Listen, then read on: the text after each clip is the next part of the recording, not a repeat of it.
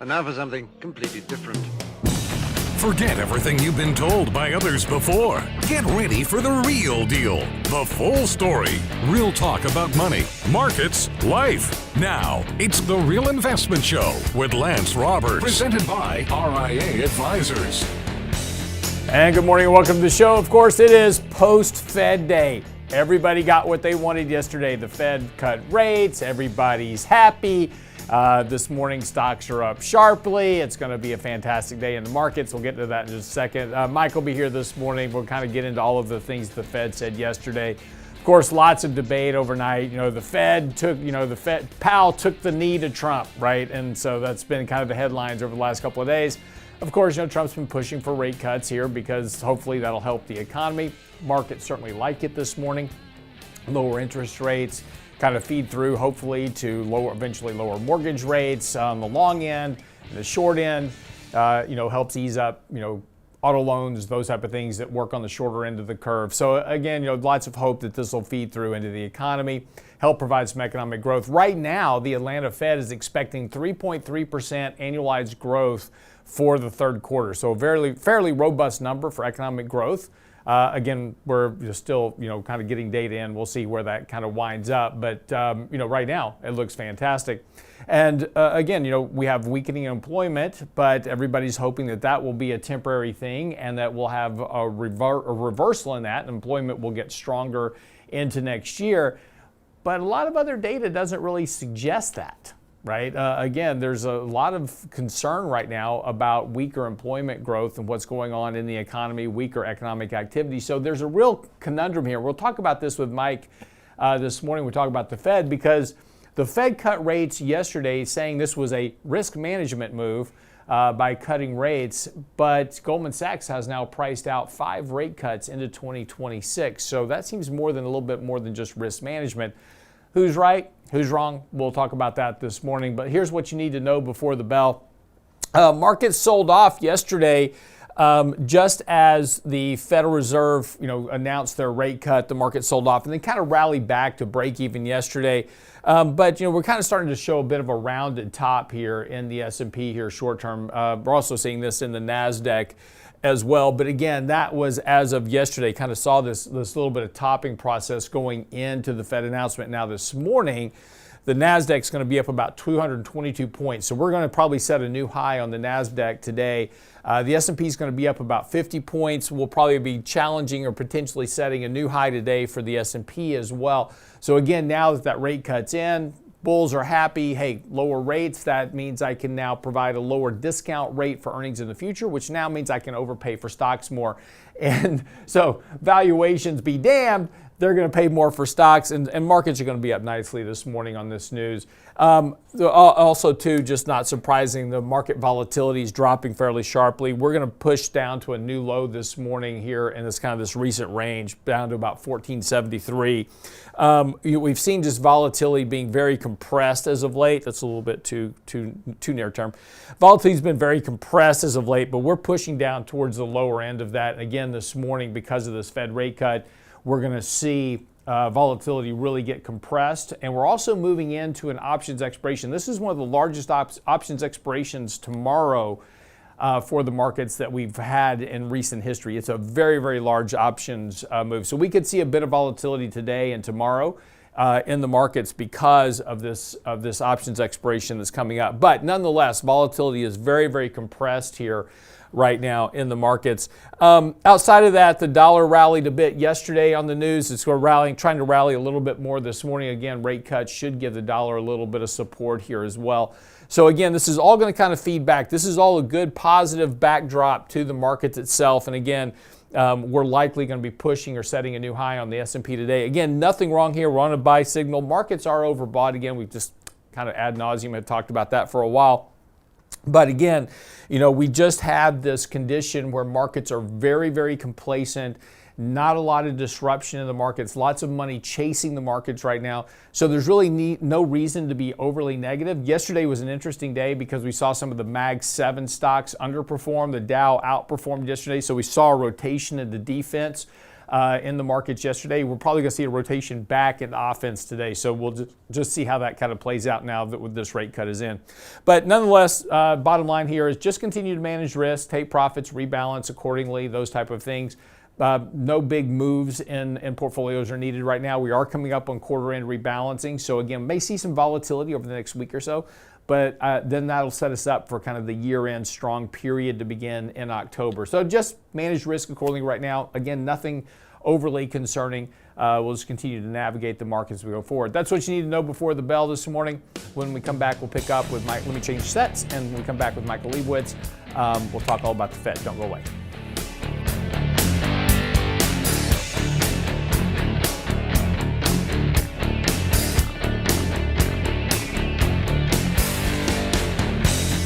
Real Investment Show podcasts are now available on iTunes. Listen anyplace, anytime at iTunes.com. If you're 65 in 2025, Medicare will be a part of your life from now on. What do baby boomers need to know about Medicare? Richard Rosso and Danny Ratliff present our next dynamic learning series on Savvy Medicare Planning. Thursday, September 18th, with answers to your questions about Medicare, when to enroll, and how to navigate the alphabet soup of Medicare. Register today for Savvy Medicare Planning, what baby boomers need to know about Medicare. September 18th with Ratliff and Rosso at realinvestmentadvice.com. realinvestmentadvice.com. You're listening to The Real Investment Show.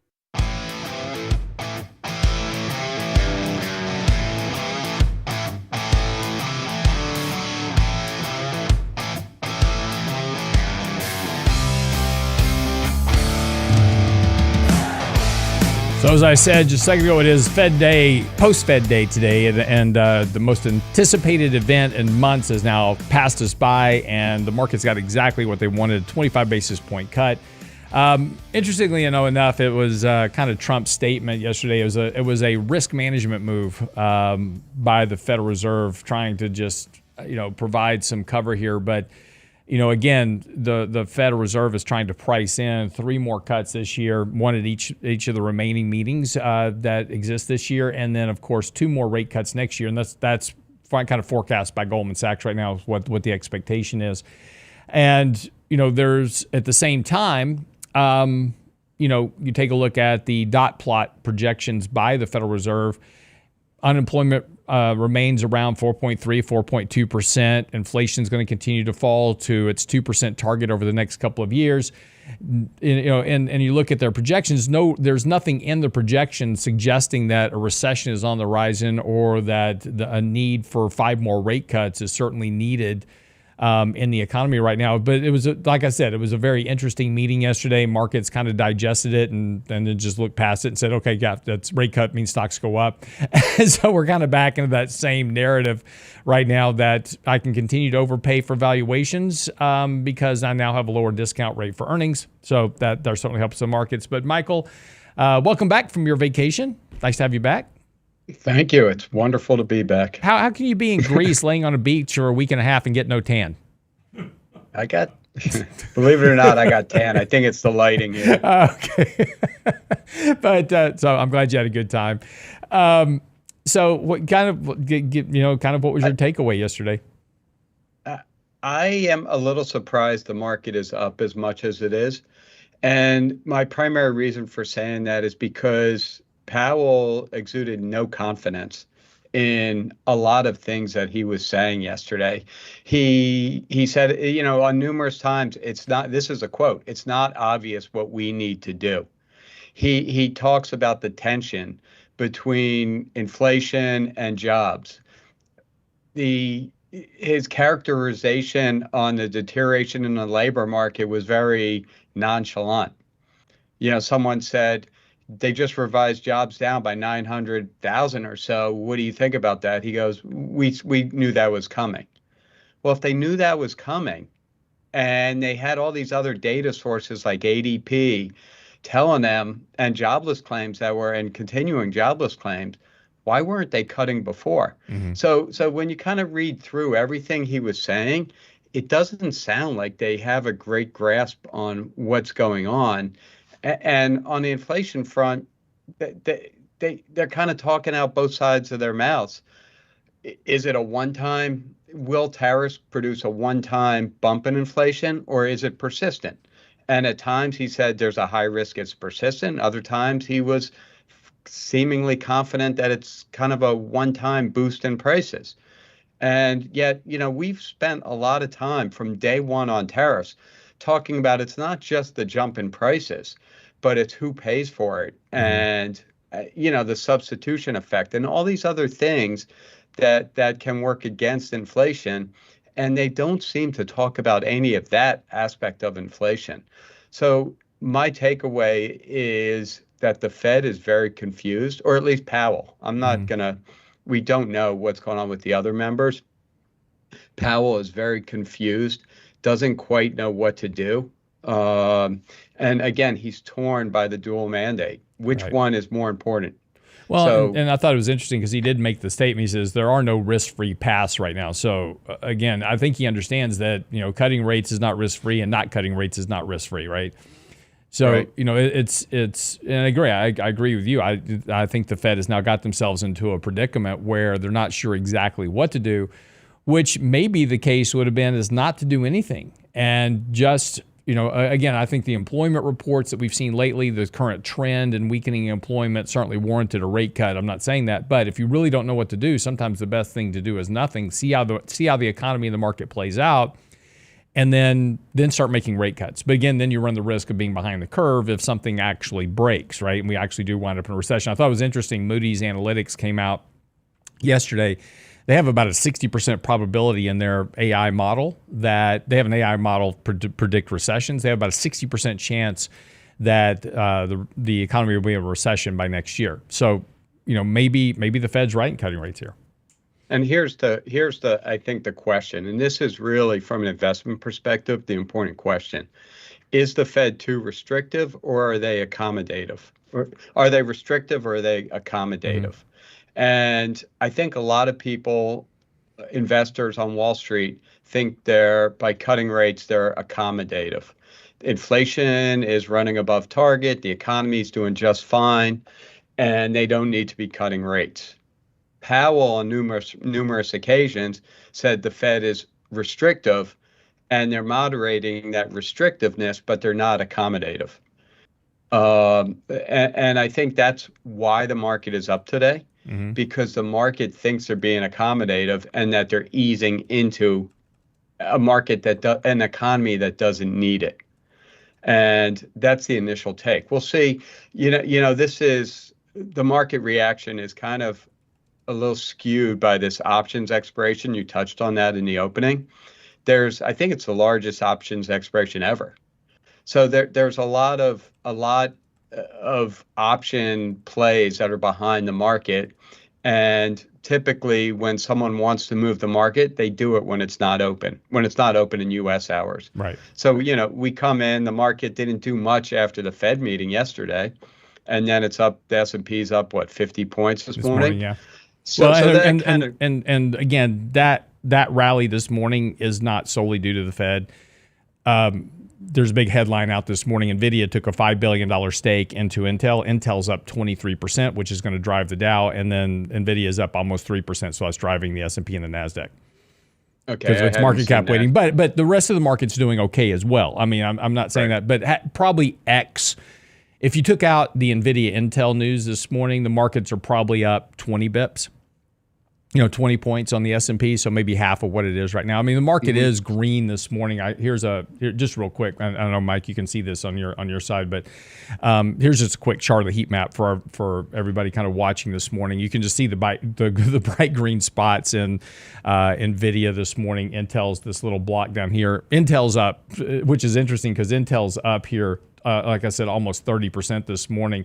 And if you look at this on a long-term chart, basically, you can barely see the move. So Intel's been under such pressure for a long time. But China yesterday, Nvidia was selling off because of news out of China that China's going to is basically going to block Nvidia's chips. So this move overnight now gives Intel a foothold into manufacturing chips here in the U.S. because of Intel and their foundry system here. So it is kind of an interesting move for the markets. But again, just kind of, X that out, the market's probably up half this morning. Again, plenty of green across the board, but it's a very mild green. It's not like this market's just on fire this morning. It's a lime green. It's a lime green. But, yeah. It's a limey kind of morning. Yeah. But, I think the options expiration is also pushing it higher. Because if you do want to manipulate markets, I'll use that word, you do it after, before and after the markets open and during the U.S. hours. So, it doesn't, I think the market's saying they don't care what Powell said. They don't care what the Fed did. The Fed's back to easing, and that's good. Mm-hmm. That's always right. good. Doesn't matter why the Fed's easing. But the Fed's easing. It's all good. It's all good from that standpoint. And it is true. And again, like I said this morning, this just gives kind of the bulls a reason to say, okay, hey, discount rate's cheaper. I can continue to overpay for valuations. Everything is going to be okay. If the Fed's cutting rates, then that's going to help the economy recover, and it's all going to be fine. But there's a lot of risk to that. Again, we're one of the things that we have is like, yeah, the Fed's cutting rates, but all that stimulus that was supporting economic growth over the last few years, it's now left the system, and there isn't any more stimulus on the horizon. And we don't have any more spending bills coming. We don't have a lot of other stuff going on. We have CapEx coming from artificial intelligence, and we have companies spending billions of dollars on CapEx in terms of building out data centers, those types of things. That's certainly helping economic growth, but we don't have a $1.5 trillion spending bill to build out infrastructure in the economy. So there is a risk here that the economy is going to continue to kind of grind down slower, and that potentially begins to weigh on earnings growth going forward as we kind of because again economic growth comes from earnings. Earnings comes from economic growth and activity, and if you do have slower economic activity, then that's going to be kind of problematic. I thought it was interesting. So here's this chart this morning from Moody's Economics, and this is just kind of showing. Sorry, I said 60%. It was 48%, 50 rounded up over the next 12 months. So this is a machine learning model that Moody's has built, and so again, it kind of strips out human intervention. Mark Zandi is probably one of is historically mostly wrong all the time, so I wouldn't put a whole lot of faith into this. But it depends on how it was built. But at 50-50, he can't be right or wrong. Exactly, right? So there's that. But I thought this was interesting. We were talking about employment. So this is the U3 unemployment rate. And the U3 unemployment rate has now moved above. This is from Albert Edwards over at SocGen. But Albert Edwards has now, the U3 unemployment rate has moved above the 36-month average, which is also generally a good indication that recessionary risk are beginning to rise in the markets. And again, if we do have a recession or just an economic, if the economy just continues to slow down, that's going to begin to impair earnings. I'm going to switch charts on you, Brent. And just one other look here from the employment front. Again, employment is very important. We talked about this on Monday, is that full-time employment is what drives economic activity. Economic activity drives earnings. Earnings are the function right now because the markets are all betting on a very sharp recovery in earnings going into next year. But if you take a look at employment, so this is the Kansas City Fed's labor market conditions, which clearly shows labor market conditions are deteriorating, but yet the market is completely ignoring that. Historically, there's a decent correlation between the labor markets, again, as you would expect, because that's where earnings come from and that's where economic activity comes from, and the financial markets. But there's a fairly big gap right now between what's happening in the labor markets and what's happening in the stock market, because again, we have this whole kind of momentum chase in the markets, lots of expectations, lots of hype, lots of hope, but we're kind of ignoring some of the underlying economic data that's sitting out there right now. Mike, your thoughts?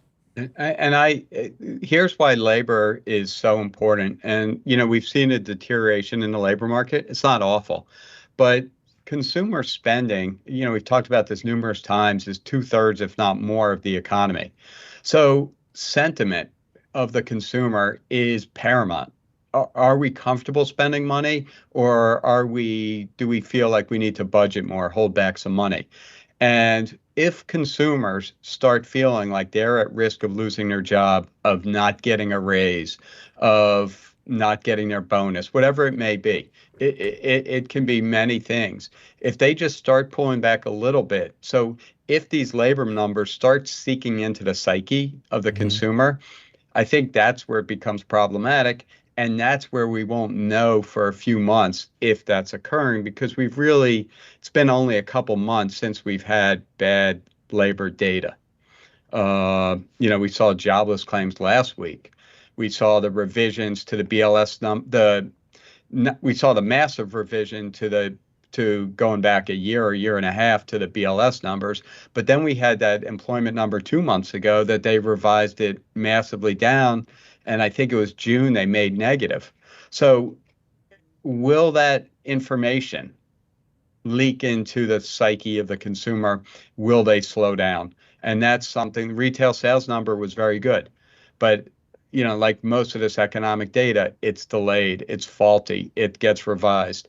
So I think as we're looking at October, November, December into Christmas holiday season, we'll get a better feel for how consumers are reacting to employment. And I think that's kind of the make or break moment on whether we're slipping into a recession or we're just going through a slower economy. Yeah, but I think in both of those situations, though, the risk to the markets, again, we have this whole kind of thesis built into the financial markets right now that, the economy's okay, right? It's chugging along, but tax cuts and, that we extended the tax cuts, so that gives corporations this, kind of stability in what their tax rates are going to be. And this whole idea that we're about to have this big economic resurgence, this is just a slowdown in the economy before a resurgence in the economy. And so that's seems to be the bet that markets are making right now, is that this is all just a temporary little hiccup here, and we're about to reaccelerate. But again, the problem I have, Mike, is okay, that's fine. I can get on board with that, but where's the reacceleration going to come from, right? Rate cuts by themselves aren't going to create more jobs necessarily, right? And if you take a look at what's happening with consumer delinquency rates and other stuff that's going on, there doesn't seem to be a whole lot of ability for individuals to consume more in the economy, given that 70% of the economy is consumption. We see savings rates getting drawn down. We don't see, big increases in wages. We don't really see the ingredients needed to create an economic resurgence, unless we're all just betting on the 15% of GDP that's driven by CapEx by businesses to become the main engine of growth for the economy. Right, and that's a big point there. CapEx is, what'd you say, 15%? Yeah. Personal consumption is 70%. So even if AI spending continues and technology spending continues, the consumer dwarfs it 5-1, or is 5 times larger. So that's why we just need to keep paying attention to the consumer. And look, the problem with these sentiment surveys is they've become very political, and just because someone has poor sentiment because they don't like the president, and I'm kind of specifically talking about the University of Michigan survey, does that impact the way they're going to spend? Because this is kind of a new thing we've seen. Not that it hasn't been politically biased, but I think it's much more so now. So will some of these survey respondents' hatred of the president result in them spending less? And so far it hasn't. Despite everything that the sentiment survey is basically the worst it's been since the bottom of COVID, since the financial crisis. But we haven't seen consumers backing off significantly. Right. So that as if things weren't tricky enough, I think that's trickier. Lance, let me go back to the Fed for one. Sure. We don't have to go back. This is the whole conversation this morning is about the Fed. So. So the other thing they did yesterday was release their quarterly projections. And there was something in there that a couple of things that I thought were very interesting. First of all, what the quarterly projections are is they poll, I believe it's 19 of them, where they think GDP will be, where they think employment will be, inflation, and Fed funds. And the way they present it is they show you what they think now in September versus June. So you can see how their forecasts have changed. Then they also go out to 26, 27, 28, and then what they call the longer term. So first of all, if you look at Fed funds, they lowered Fed funds to between 4 and 4.25. Yet there's one voting member that has Fed funds at 4.4%. and another at 2.9%. So I think we can both agree that Stephen Moran's 2.9%, saying the Fed's going to cut 5 more times this year. He's the newest member just appointed to the Fed. He's also dissented and voted for a 50 basis point cut. But there's someone on this is important, there's someone on the Fed that thinks the Fed is going to hike rates this year. Right. So, I think if I had to guess, it's Beth Hammack from the Cleveland Fed. Right. She's probably been the most hawkish, but it could be a few of them. Here's the other thing.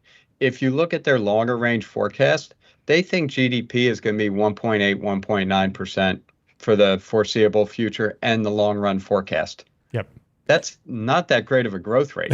That doesn't support earnings growth of 20%, 150% like the market's expecting. Exactly. Right? Here's the actual just Mike, while you're talking, I will bring up the projection table that we put in today's daily market commentary. So if you haven't read today's daily market commentary, I get emailed to you right at 7:30, but it's published live on the website right now.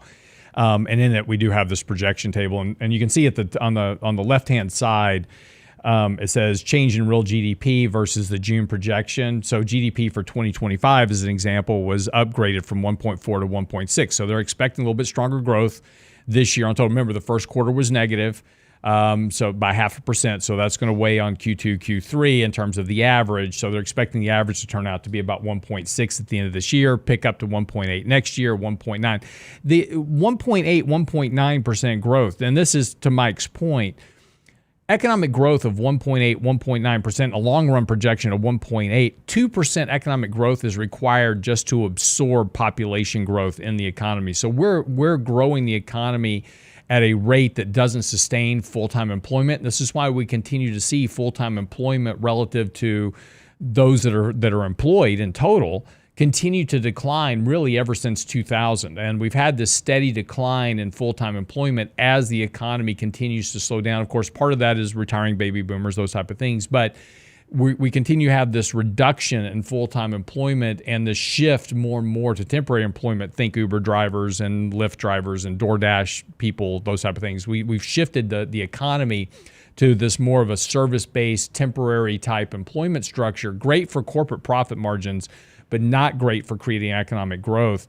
And the unemployment rate is going to somehow magically stay, despite that very low rate of economic growth, expecting the unemployment rate to stay full maximum employment, and inflation is going to run at 2%. So all these expectations of inflation is going to come flying back, and we're going to have all these other issues, certainly is in the projections from the Fed, because they're expecting inflation to run at 2%, which, again, if economic growth is 1.8, inflation should be running right around that level, say 2%, which has been the average since really kind of the turn of the century. So go ahead, Mike.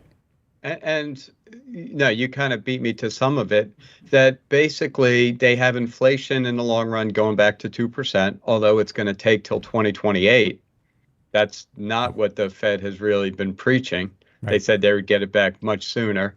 The economy running in the upper 1%, but they think Fed funds are going to stay at 3%. They're telling you that they think policy will stay restrictive for the next, for the foreseeable future. Mm-hmm. So again, kind of put a wrinkle into this rally. If the economy is only going to grow at 1% and the Fed is going to adhere to restrictive policy, that doesn't bode well for risk assets. And especially let me take that back, for risk assets at very high valuations. Right. And, I think the market's not really paying attention to the Fed's underlying messages. And not even underlying. Again, I want to go back to Powell. He lacked confidence to a degree I have never seen. And I'm surprised the market isn't picking up on that a little more. I'm surprised Trump hasn't. Maybe Trump probably will today. I'm surprised he hasn't commented on that as well, unless I missed it. No, I haven't heard anything yet. But, again, he kind of, in his good position. But here's the, and this is the interesting thing. And Mike, I was talking about this a little bit yesterday on the show. One of the things that you brought up was saying is like this, that outlook by the Fed certainly doesn't support risk assets being at these levels. And that's a true statement, based on valuations, potential for earnings growth, those type of things. But, that's the issue with the markets right now that really kind of bothers me a bit more than anything else is that you take a look at risk assets across the board. And, even assets that are considered to be defensive in nature or assets that you would think would be non-corollary in some nature are all rallying. We just have this massive money chase. I posted some charts in today's daily market commentary. So this is emerging markets, which is running it then. And what I discussed a little bit yesterday is looking at these charts. This is a monthly chart of the emerging markets ETF, EEM, and it's trading 3 standard deviations above its 5-year moving average. But more importantly, look at the bottom chart, which is the correlation to the S&P 500, and it's near 1. So emerging markets are highly correlated to U.S. stocks. In other words, they're all going up at the same time. This is Bitcoin, which is trading 3 standard deviations above its 5 years moving average. Its correlation is near perfect to 1. And again, that's really not surprising because Bitcoin has been a risk-on asset. This is gold we talked about yesterday, Mike. Gold typically a more defensive asset, trading at its highest level in terms of an overbought condition. The largest deviation from its 5-year moving average going back to 1975, but its correlation is near 1. And then, of course, just looking at momentum stocks in general, that's where the real chase has been. Buying momentum, chasing markets, that's well deviated, 3 standard deviations above its 5-year moving average. Correlation, obviously, 1 because it is the market. But the point I'm trying to make is that there is no real safe place in the market. You kind of look at various asset classes. If something does start to disappoint markets, there's going to be a flight to safety. And the problem is a lot of these assets that are normally considered to be the safe risk-off asset typically, and historically may not be the case. We may wind up in a 2022 situation where we see basically every asset class underperform, go down in value, and pretty much it's the safety of cash that works. Yeah, I'm stumbling here, but with value, this goes back to valuations, right? It's not that they're all correlated. It's not that the market's going up every day. It's that the price, just the valuation, just the pure price of what you're paying is just way too high. And it's an awful timing tool unless you got 10 years to hide under a rock and not look. But if you're managing portfolios on a monthly, quarterly, even annual basis, daily basis, valuations are really difficult, because they're important because that's what we're paying. That's the price we're paying, but they can get more extended. And what keeps concerning me about this market is it has a feel of 1998, 1999. And while you could say, well, that's very bearish. Yes, it is very bearish. And I think valuations are in a bubble, but it's also can be a very bullish statement. What if it's October 1998 and we still have 50% or so more to go in the market higher? So you just don't know how this will call it a blow-off phase of the market. And I'm not necessarily saying that's it, but how much longer that can go on. And it could be a lot longer than you think. And valuations can get a lot more expensive. But I think that becomes harder to do if the economy really starts trailing off here. Well, that's where I agree with you. I talked about this yesterday on the show with Danny, talking about how the markets are kind of like a freight train, which, the engine, the engine can put on the brakes, but you have all that momentum by all the cars behind the train still pushing the train forward, right? And that's the thing about the markets is there's a ton of momentum behind the markets. Everybody's very bullish. Everybody's very excited about the markets. Markets only go up. It doesn't matter what happens, what the news is. Markets only go up. And, there's a lot of hope that markets will just continue to go up. And again, any of the bearish narratives that you want to put out there just keep getting knocked down. It's like, here's this bearish narrative, and then it just completely falls apart, and markets just keep going up. But that's the nature of the markets. That's what happens in a very bullish market, which we're in right now. that will eventually end, but it's going to take some event or catalyst to slow that train down enough to get that momentum to start reversing.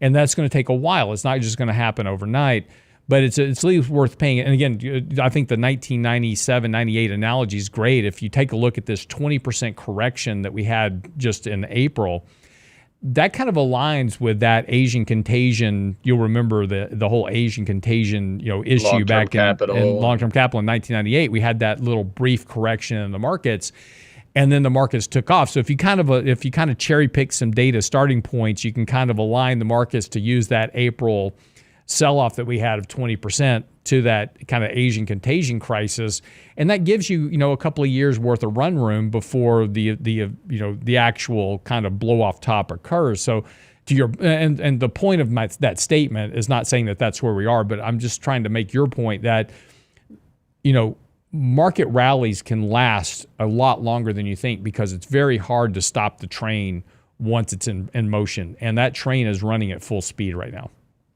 Right. And this is even a little scarier, but if you go back into the late 1920s, you had a similar instance where the Fed started pumping money into the economy in the late, like 1927, 1928.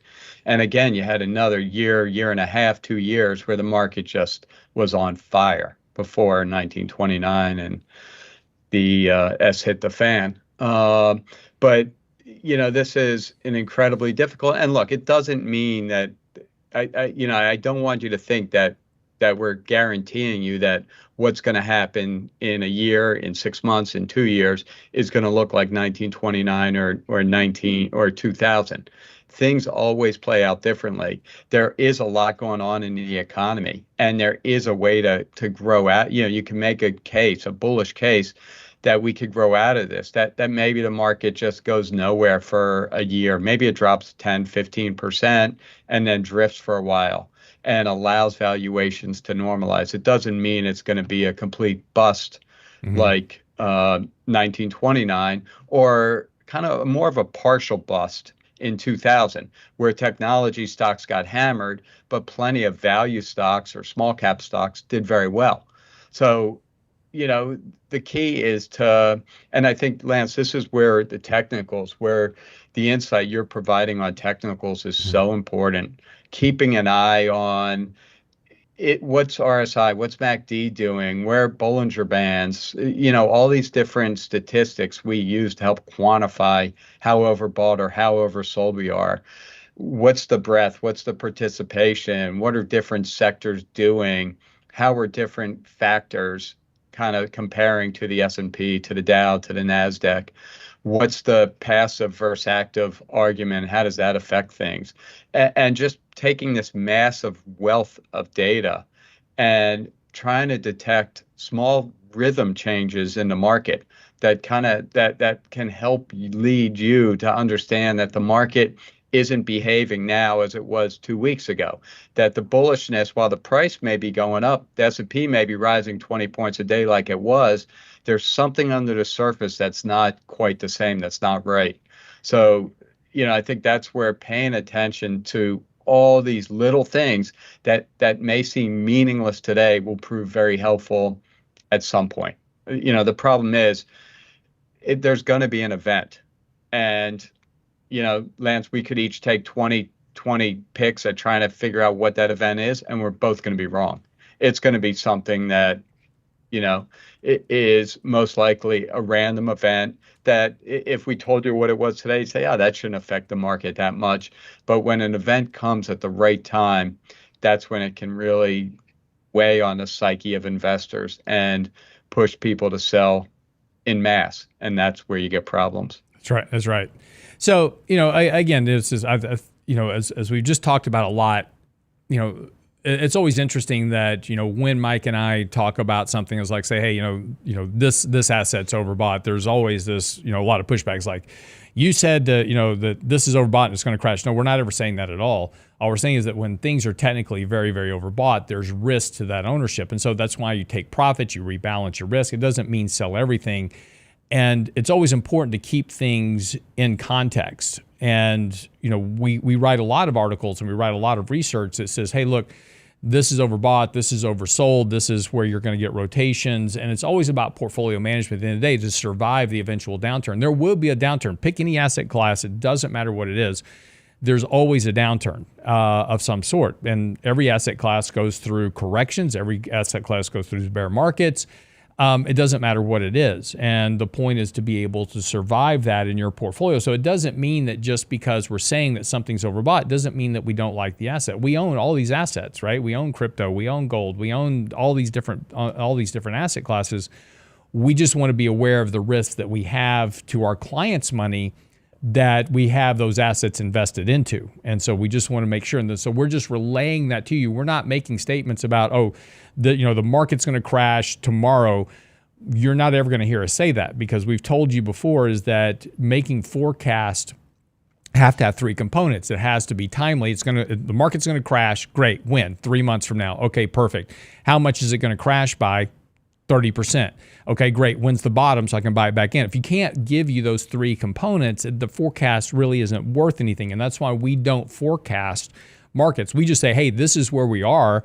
There's a risk that at some point in the future, this is going to happen, and you need to be aware of that so you can navigate that risk accordingly. So don't extrapolate things that we talk about as saying, oh, we don't like this asset because it's overbought, so we're selling everything and going to cash. That's absolutely not the case. And it's never the case. We may reduce our position size in gold or in Bitcoin or in Nvidia stock or whatever it is because it is overvalued or extended, and we're waiting for that correction so we can buy it back cheaper at some point and reposition ourselves in the portfolio. Fair statement, Mike? We're just simply saying be more mindful than normal. Understand what's going on around you. Look, if PEs were 7, Lance, I'd be going back on a plane to Greece because we could just buy and not even think about anything. But that's not the case. We're at the other end of that. So I have to come back from Greece and be here with you, Lance. And we Lucky have to you. pay. But we have to pay attention to everything, to a lot of things that you may not have to. And that's the point. Be alert. Be aware. Right. Exactly. All right. That pretty much wraps up the show for the day. Mike, welcome back. We appreciate it very much. Be sure and like and subscribe to the channel. We appreciate it very much. Hit that like button. Smash it multiple times. Actually, just once. It's free. Just hit the like button. Give us a thumbs up. It helps us with the algorithms with Google, and we certainly appreciate that. Be sure and get by the website. Michael's articles will return next week. Now that he's back, he's got to get back to work, earn his paycheck, write an article for next Wednesday. That'll be coming up. Of course, today's daily market commentary is out, talking about the Fed, has the table of projections if you want to take a look at that. That's on the website now, realinvestmentadvice.com. And also, we're now streaming live, not only on X, but on LinkedIn as well. So if you're on LinkedIn, you can now watch us live every day on YouTube, X, and LinkedIn. So expanding our reach every single day for the show. It's the Real Investment Show, and we'll see you back here tomorrow.